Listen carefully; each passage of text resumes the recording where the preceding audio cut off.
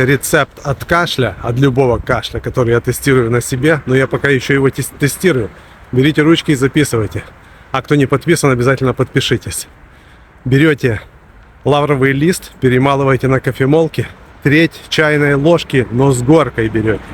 Также берете гвоздику, вот эти маленькие такие гвоздички, перемалываете на кофемолке. То же самое, треть чайной ложки с горкой, перемолотой, в чашечку. И берете 2 чайных ложки с горкой от кожицы мандарина, перемолотой на кофемолке. 2 чайные ложки с горкой засыпаете в чашку, заливаете крутым кипятком 250 мл.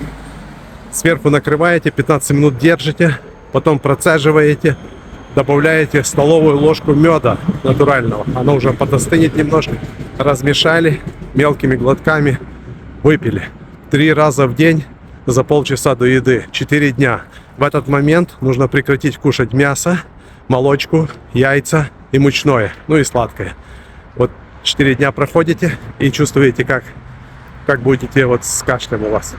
Если у кого-то сильно там запущено, тогда обратите внимание еще на свой кишечник. Может, его почистить надо.